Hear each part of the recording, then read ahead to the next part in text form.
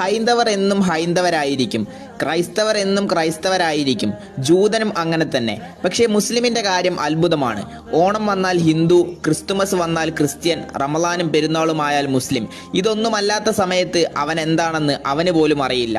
നിങ്ങൾ ഓണത്തിന് പൂക്കളമിടുകയും പാട്ടിനൊത്ത് തുള്ളുകയും ചെയ്ത് അവരുടെ ആഘോഷങ്ങളിൽ പങ്കുചേരുമ്പോൾ അള്ളാഹുവിൻ്റെ ഹബീബ് പറഞ്ഞ ഈ വചനം കൂടെ മനസ്സിൽ കുറിച്ചിടുക. കാല റസൂലുള്ളാഹി സ്വല്ലല്ലാഹു അലൈഹി വസല്ലം, നബി സല്ലല്ലാഹു അലൈഹി വസല്ലമ തങ്ങൾ പറഞ്ഞു, മൻ തശബ്ബഹ ബി ഖൗമിൻ ഫഹുവ മിൻഹും. ഒരാൾ ഒരു ജനതയെ അനുകരിക്കുന്ന പക്ഷം അവൻ അവരിൽപ്പെട്ടവൻ തന്നെയാണ്. ഓർക്കുക, മറ്റു മതാചാരങ്ങൾ ഇസ്ലാമിൽ നിഷിദ്ധമാണ്. ഇങ്ങനെയൊക്കെയല്ലേ മതസൗഹാർദ്ദം പുലർത്തുക എന്ന് വാദിക്കുന്നവരുണ്ടാകും. മറ്റു മതങ്ങളുടെ ആചാരങ്ങളിലും ആഘോഷങ്ങളിലും പങ്കുചേരൽ അല്ല മതസൗഹാർദ്ദം. മതം മറന്ന് പരസ്പരം സ്നേഹിക്കുകയും സഹായിക്കുകയും ചെയ്യലാണ് യഥാർത്ഥ മതസൗഹാർദ്ദം. മഹാനായ ഉമർ റളിയല്ലാഹു അൻഹു പറഞ്ഞു, നിങ്ങൾ അമുസ്ലിമീങ്ങളുടെ ആഘോഷ ദിവസം അവരെ അവരുടെ പാട്ടിന് വിടുക. മറ്റു